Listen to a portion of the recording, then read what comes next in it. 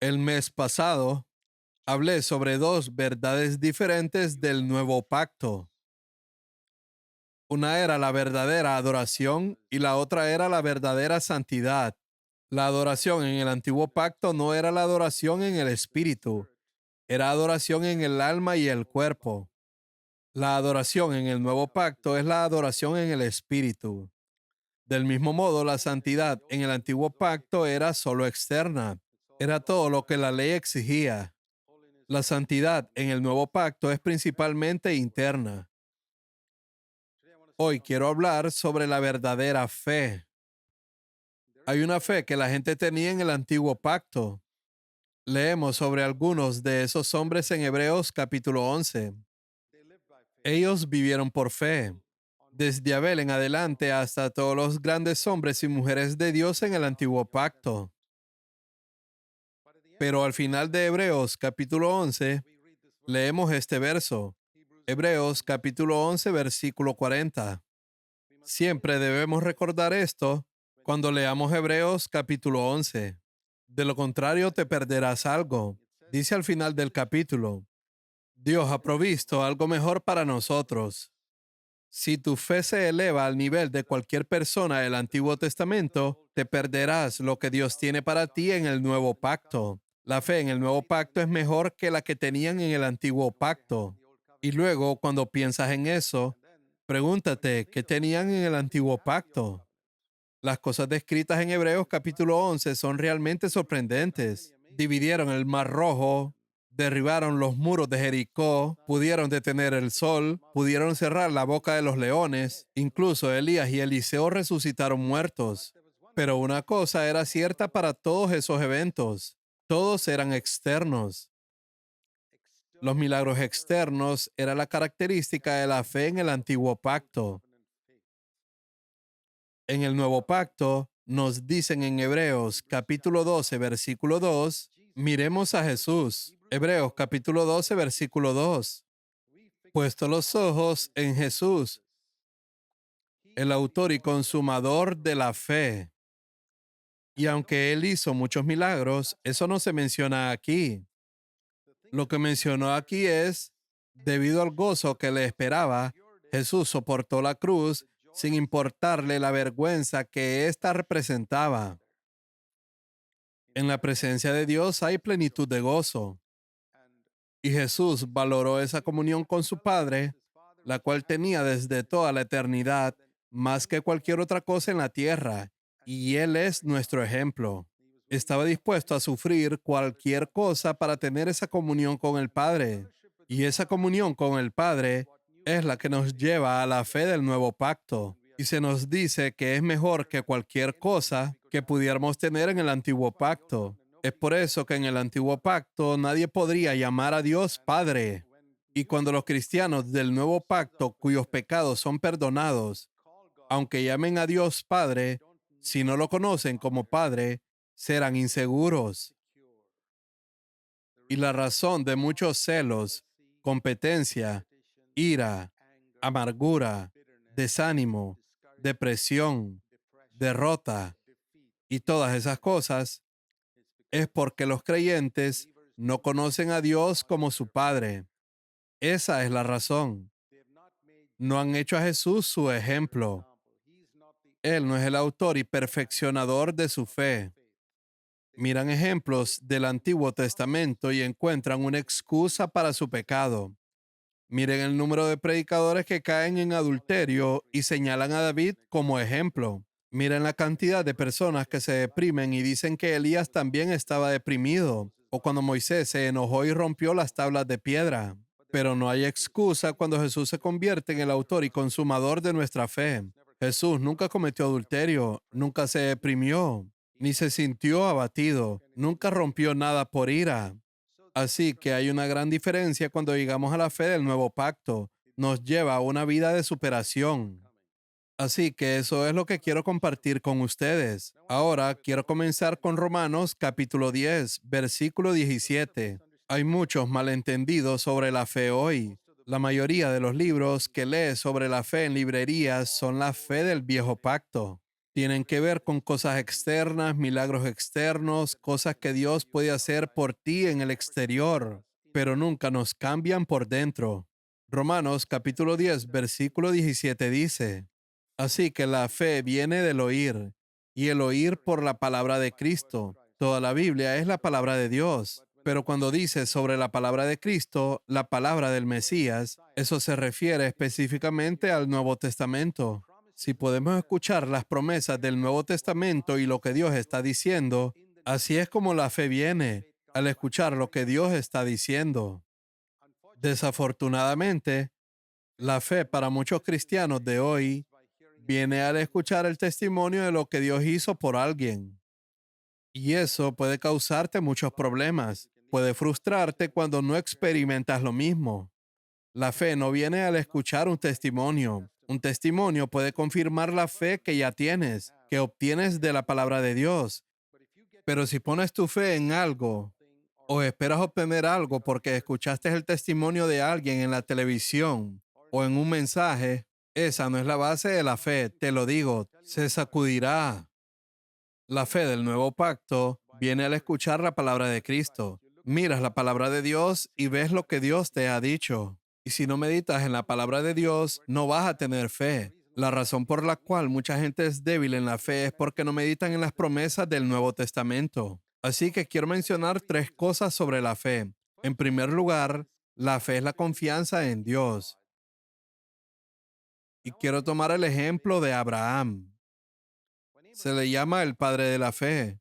Y por eso tomo ese ejemplo. Cuando Abraham tenía 75 años, Dios le dijo que iba a tener un hijo, pero nunca tuvo ese hijo durante 25 años, pero él tenía confianza. Y quiero mostrarte este versículo en Romanos capítulo 4, verso 21.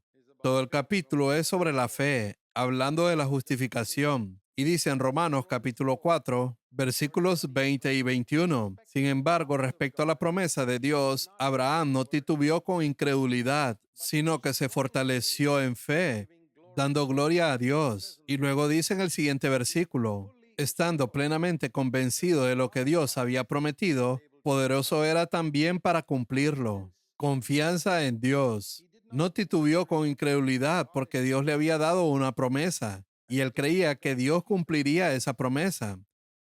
Ahora, todas las promesas de Dios en Jesucristo, todas son sí, pero aún no se cumplirán en nuestras vidas hasta que tengamos fe en ello. ¿Y cómo expresamos nuestra fe en ello? Déjame mostrarte este versículo en 2 Corintios, capítulo 1, versículo 20. Recuerden que la fe viene al oír y el oír por la palabra de Cristo. Por eso te estoy mostrando estas escrituras. Este es un versículo fantástico. Si no lo sabes, debes saberlo. Pues todas las promesas de Dios se cumplieron en Cristo con un resonante sí. Las promesas de Dios son como cheques y Cristo los ha firmado todos. El Banco del Cielo no rechazará ningún cheque firmado por Cristo, pero debe firmar en el reverso del cheque. Y por eso dice allí, y por medio de Cristo, nuestro amén.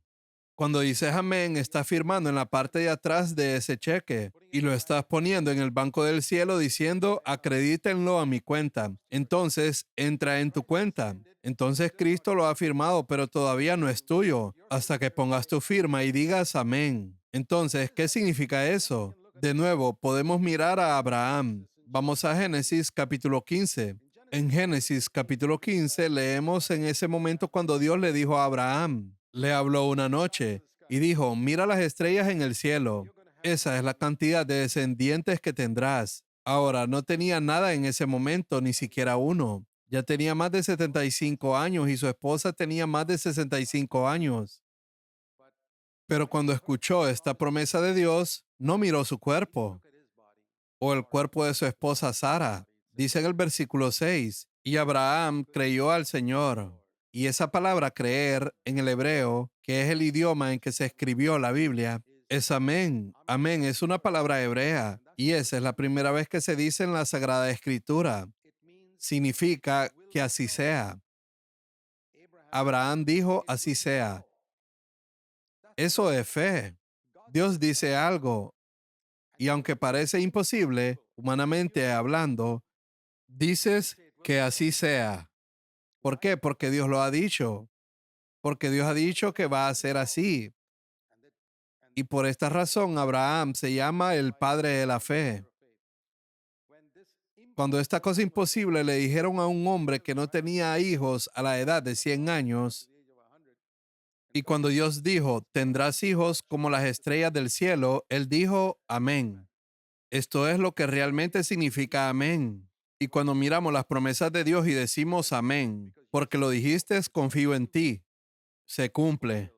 Muy a menudo encontramos que las personas buscan fe dentro de ellos. Ellos dicen, si tan solo pudiera tener un poco más de fe, obtendría algo. Escuché de esa persona que confiaba en Dios y consiguió una casa y un Mercedes-Benz. Si tan solo pudiera tener un poco más de fe, lo conseguiría. La fe no viene al escuchar un testimonio.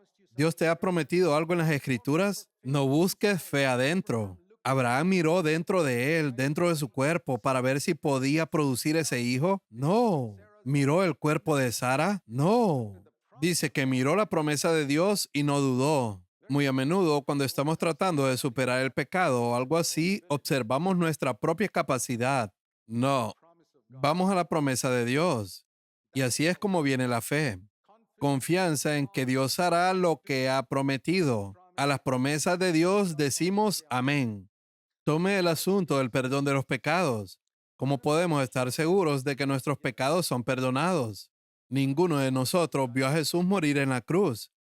¿Cómo sabes que Dios aceptó su sacrificio? El Espíritu de Dios nos aseguró, como se lee en la palabra de Dios, que todos nuestros pecados fueron colocados en Cristo en la cruz. Cada cosa miserable que hiciste fue puesta en Cristo en la cruz. Y leemos en la palabra de Dios que ese perdón se ofrece libremente. Ese perdón, por cierto, se ofrece a todos en el mundo. Cristo murió por los pecados del mundo entero. Porque más del 90% de las personas en el mundo no lo han recibido, porque no creen, no tienen fe. Este es el primer paso de fe. Ahora, ¿qué significa cuando dice, por gracia eres salvo a través de la fe? Esto es lo que significa en términos muy simples. La gracia es Dios que extiende su mano del cielo y dice que tiene perdón para ti, salvación de mi ira y juicio.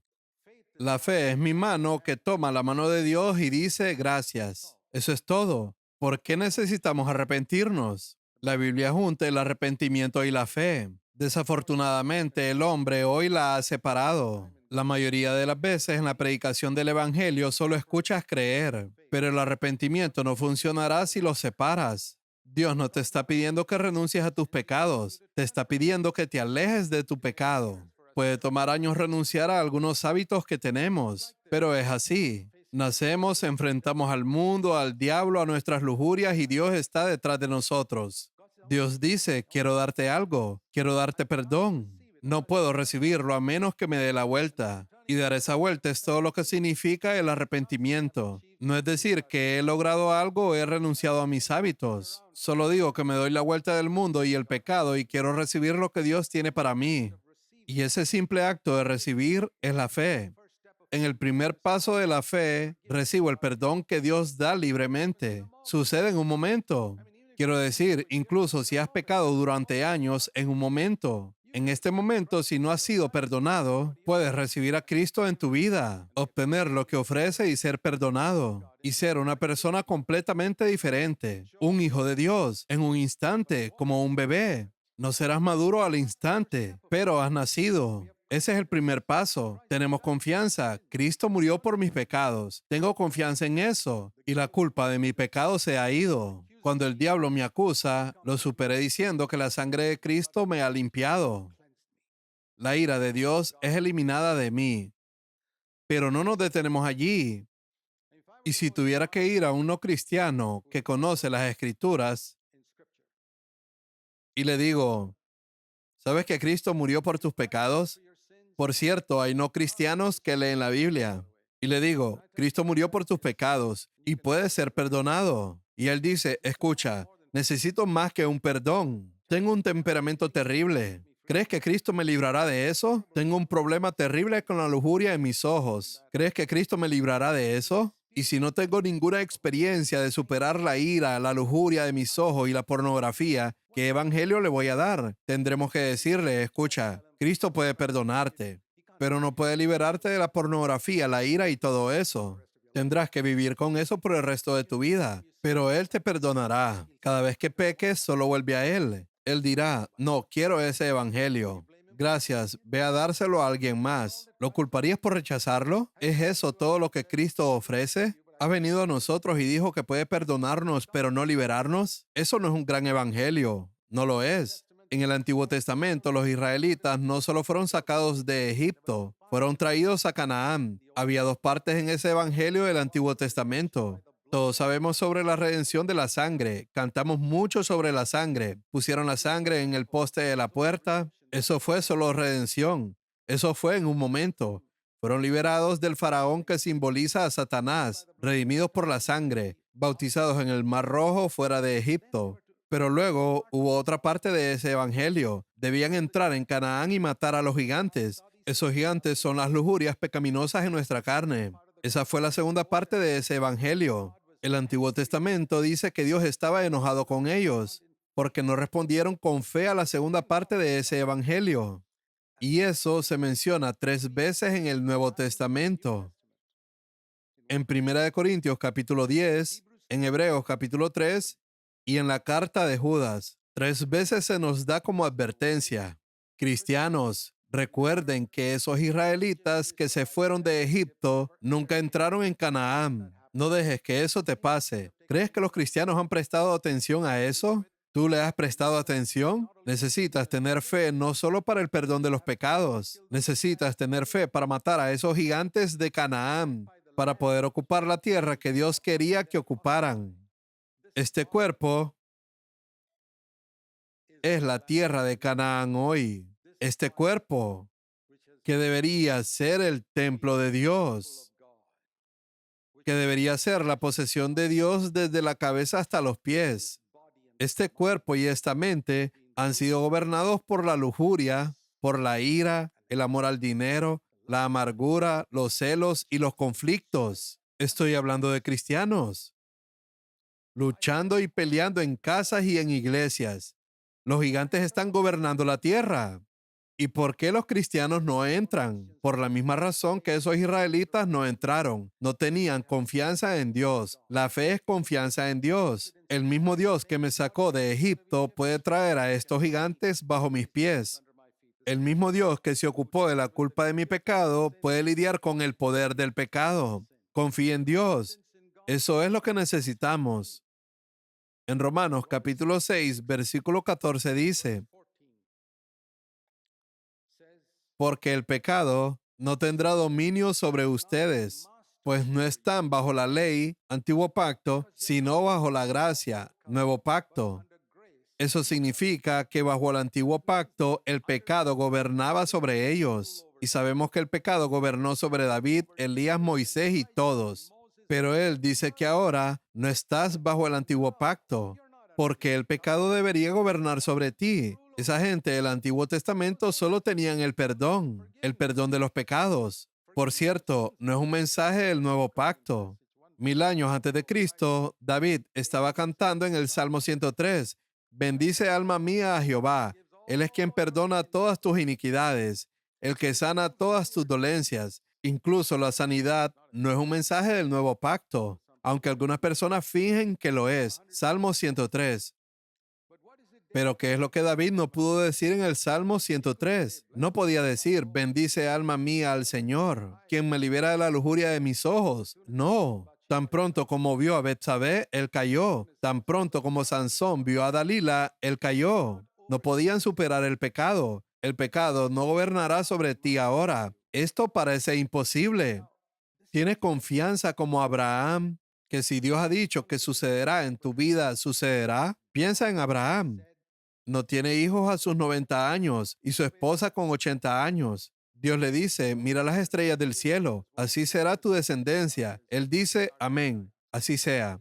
Entonces, cuando Dios te dice que el pecado no gobernará sobre ti, pecados que han gobernado tu vida durante tantos años, dices, amén. Recuerdo los días que era completamente derrotado como un creyente nacido de nuevo, bautizado en agua, asistiendo regularmente a una iglesia y yendo a los domingos de alabanza y adoración, pero derrotado por el pecado en mi vida privada, especialmente en mis pensamientos. Y dije, Señor, creo que el pecado no me gobernará, porque tu palabra lo dice, aunque ahora no se vea así en mi vida, pero sucederá. No sucedió en un día, fue año tras año. Año tras año me aferré a esa promesa, al igual que Abraham se aferró a esa promesa. Voy a tener descendencia como las estrellas del cielo.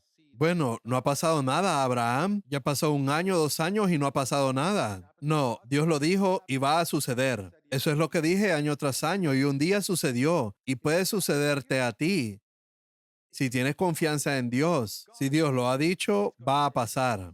Hay algo que necesitamos junto con la fe, que dice que Abraham no solo tenía fe, sino también paciencia.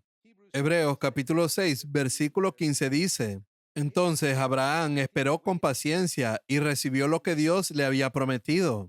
Y por lo tanto, dice en Hebreos capítulo 6, versículo 12, que debemos seguir el ejemplo de quienes, gracias a su fe y perseverancia, heredan las promesas de Dios. No es solo fe, sino también paciencia. Eso significa que cuando Dios le prometió algo a Abraham, él esperó, esperó y esperó. Esperó 25 años, pero lo recibió. Estaba absolutamente seguro que lo conseguiría. Entonces, la promesa de que el pecado no gobernará sobre ti, debes aferrarte a ella y decir, Señor, no me importa cuánto tiempo tome. La promesa de Dios es llenarnos del Espíritu Santo y hacer que ríos de agua viva fluyan de nosotros. Juan 7, verso 38. Recuerdo cuando comencé a buscar eso, cuando era joven, y vi todas las experiencias emocionales falsas que las personas tenían a mi alrededor en muchas iglesias, que llamaban plenitud del Espíritu, y no pude ver la santidad en sus vidas. Regresaba decepcionado de todos esos servicios de la iglesia. Vine a mi habitación y dije, Señor, yo no quiero eso. Quiero lo que Pedro, Santiago y Juan obtuvieron el día de Pentecostés. Dijiste que los ríos de agua viva fluirán de mí y van a fluir de mí. Si lleva 10 años, esperaré. ¿Puedes tener paciencia para creer que Dios cumplirá lo que te prometió? No es solo para algunos apóstoles, profetas o personas especiales. El que cree en mí, dijo Jesús, de su ser más interno fluirán ríos de agua viva. ¿Crees que Dios puede hacer eso en ti aunque te consideres alguien bueno para nada? Dios puede hacerlo en ti si crees las promesas de Dios. Los ríos de agua viva pueden fluir de usted. Nos estamos perdiendo mucho porque no creemos. Mi gran responsabilidad es que el pueblo de Dios entre en su herencia que el diablo le ha robado. Fe en las promesas de Dios. Luego quiero pasar a la segunda cosa, que es dependencia en Dios. La fe no es solo la confianza en Dios, sino también dependencia de Dios. Y uno de los ejemplos más claros de eso es la imagen que Jesús usó de las ramas en el árbol. Yo soy la vid y ustedes son las ramas. Juan capítulo 15, versículo 5. Ciertamente yo soy la vid, ustedes son las ramas. Los que permanecen en mí y yo en ellos producirán mucho fruto, porque separados de mí no pueden hacer nada. ¿Qué puedo hacer separado de Cristo? Nada. Es esa dependencia impotente en Dios la que se muestra en la rama y el árbol. Piensen en un manzano o en cualquier árbol. La rama es incapaz de producir una sola manzana si está cortada del árbol. No importa cuántos años haya producido manzanas, 20, 50 años, no hace ninguna diferencia. Todavía tiene una dependencia impotente del árbol para producir manzanas hoy como cuando comenzó hace 50 años. Es una hermosa imagen de la fe, la dependencia de Dios, como la rama en el árbol. ¿Sabes que Dios no espera nada de ti? Así como la rama sola no puede producir nada. Separado de mí no puedes hacer nada. ¿Qué versículo? Me enseña que Dios no espera nada de mí, excepto depender de Él. Y decir, Señor, deja que la savia fluya del árbol a la rama. Si le preguntaras a la rama, ¿cómo produces manzanas tan maravillosas, hermosas y dulces? Ella diría, yo no hago nada. No puedo producir ni una sola manzana por mi cuenta. Me apoyo en el árbol, la savia fluye y salen las hermosas manzanas. No sé cómo sucede. Esa es la vida cristiana y el servicio cristiano. El fruto del Espíritu, el ministerio del Espíritu es todo de esta manera. Dependencia e indefensa de Dios, pero es muy difícil para nosotros reconocer nuestra impotencia.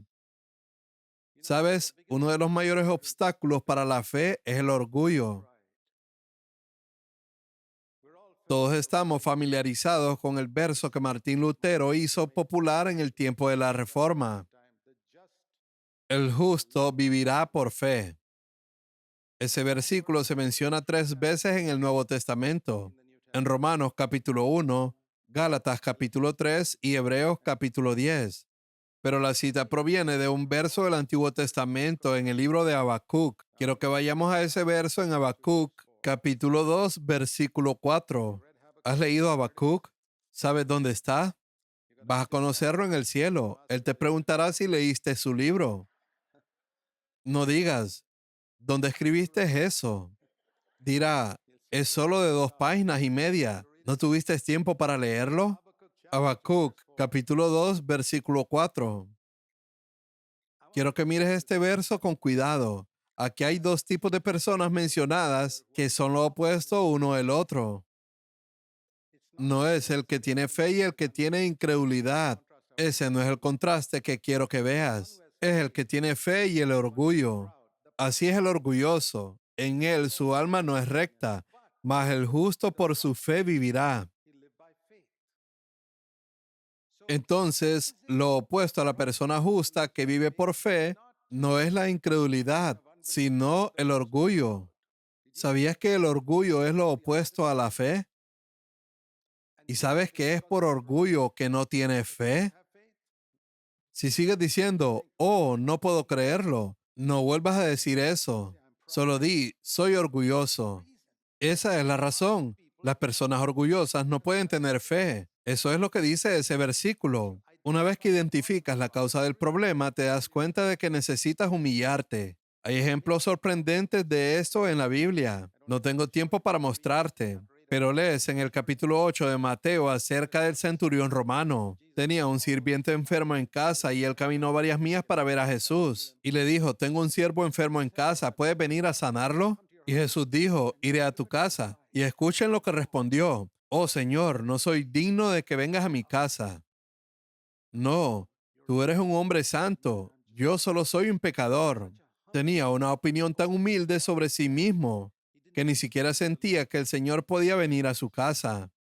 Por supuesto, creemos que nuestra casa está bastante calificada para recibir al Señor, pero el centurión romano no se sintió así. Él dijo, Señor, no puedes venir a mi casa, pero solo párate aquí y di la palabra, y mi sirviente a muchos kilómetros de distancia será curado. Y Jesús dijo a todos los israelitas parados allí, que él era un militar romano, nunca había leído la Biblia, pero he encontrado más fe en él que en todo Israel. Fe con humildad. ¿Puedes ver eso? La fe y la humildad van juntos. El orgullo y la incredulidad van juntos. Los fariseos no podían creer. ¿Por qué no podían creer? Sabían más de la Biblia que este centurión romano. Conocían las escrituras tan bien que podían citarla. Pero ¿por qué tenían incredulidad? Por el orgullo. Toda incredulidad se debe al orgullo. La fe llega a la persona humilde. Recuerda eso. Cuando piensas en Adán, Dios colocó a Adán en un jardín y 2 árboles, particularmente mencionados allí. Y necesitas ver la importancia de estos 2 árboles. No eran árboles frutales. Simbolizaron 2 formas de vida fundamentalmente diferentes.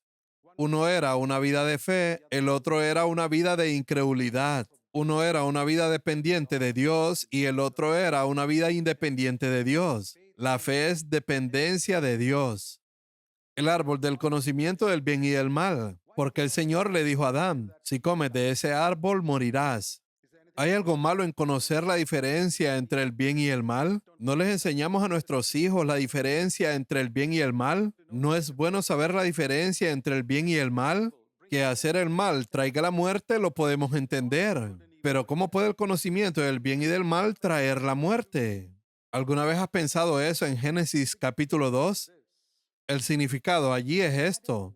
El diablo tentó a Adán a querer tener el conocimiento del bien y el mal dentro de él para que ya no tuviera que consultar a Dios sobre lo que era bueno y malo, para que pueda decidir él mismo. Y lo ves hoy en el mundo. Toda la raza de Adán, de la cual este mundo está poblado, dijo, no necesito consultar a Dios, no necesito leer la Biblia. Yo sé lo que es bueno y lo que es malo.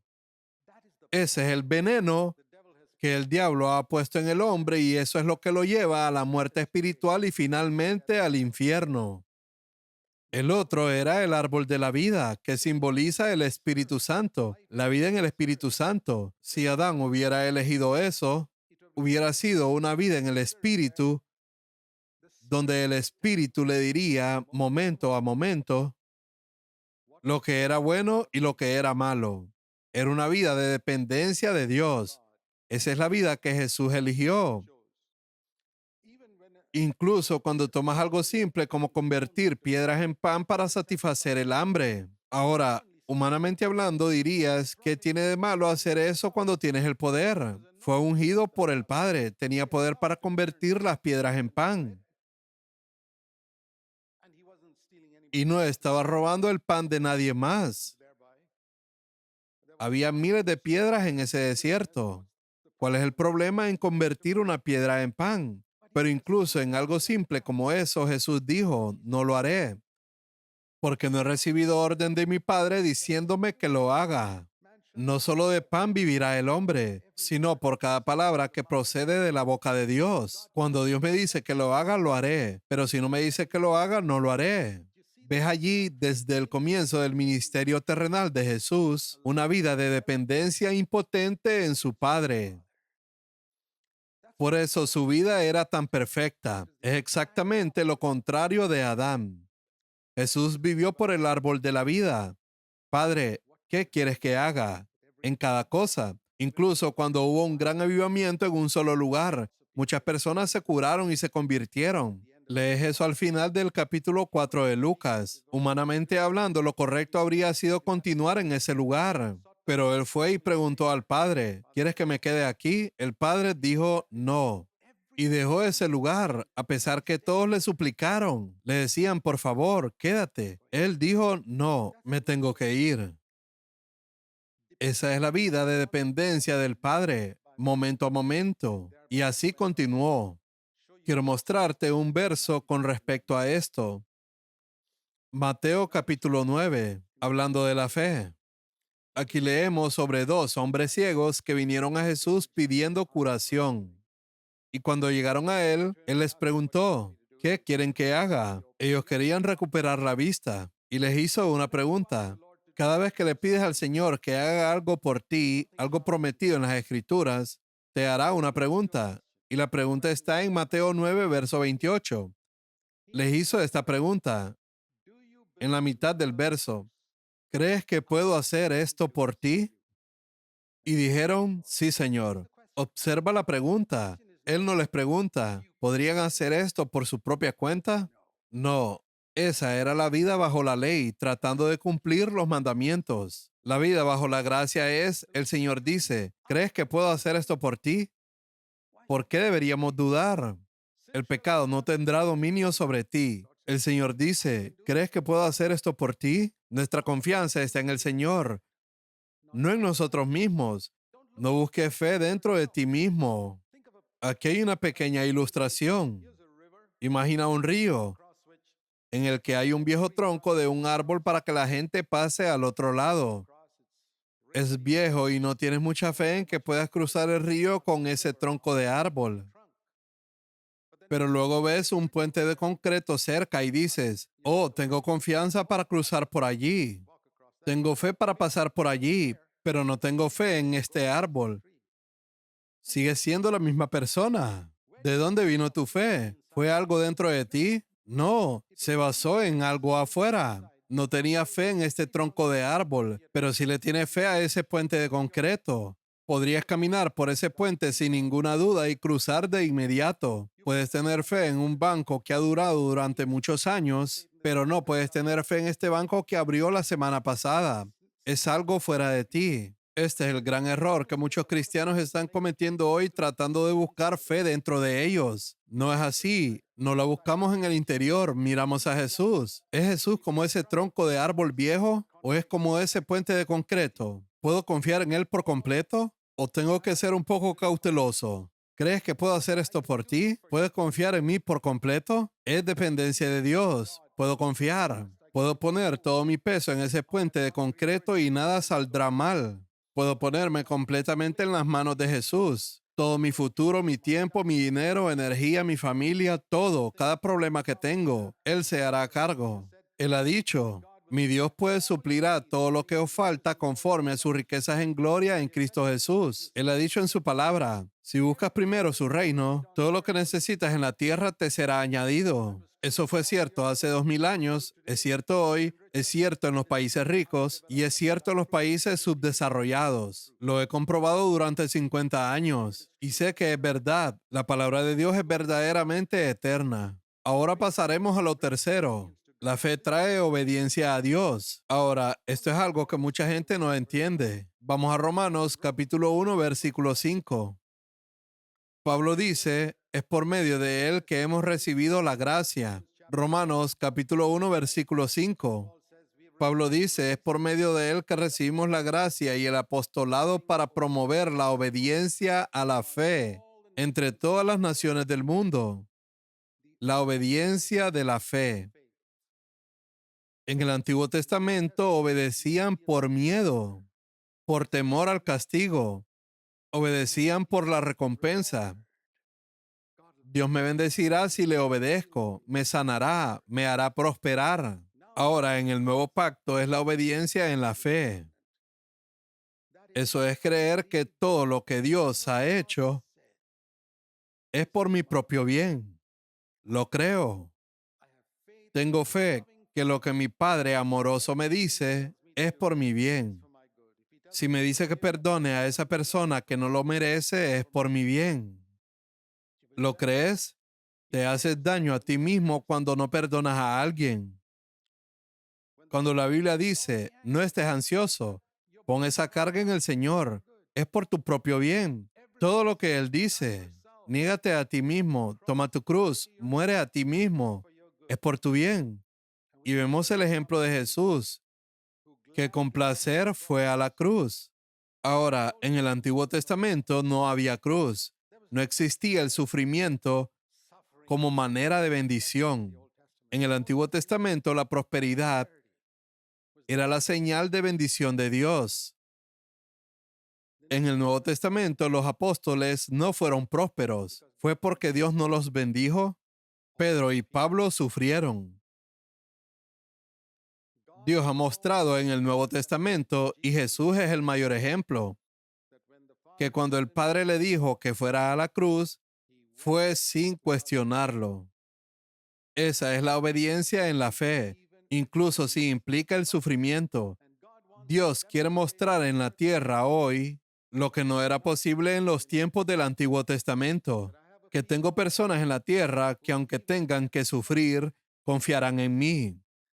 Me darán gracias y me adorarán incluso cuando no entiendan por qué no los libero. Nuestros problemas son como picaduras de mosquitos, muy menores en comparación con lo que algunos de nuestros hermanos enfrentaron en el primero, segundo y tercer siglo de la historia cristiana. Muchos de ellos fueron arrojados a los leones por negarse a decir que el César era el Señor. Dirían que Jesucristo es el Señor. Miren la cantidad de cristianos hoy que se comprometen en tantas áreas, solo porque no quieren sufrir, no quieren perder algo en el mundo.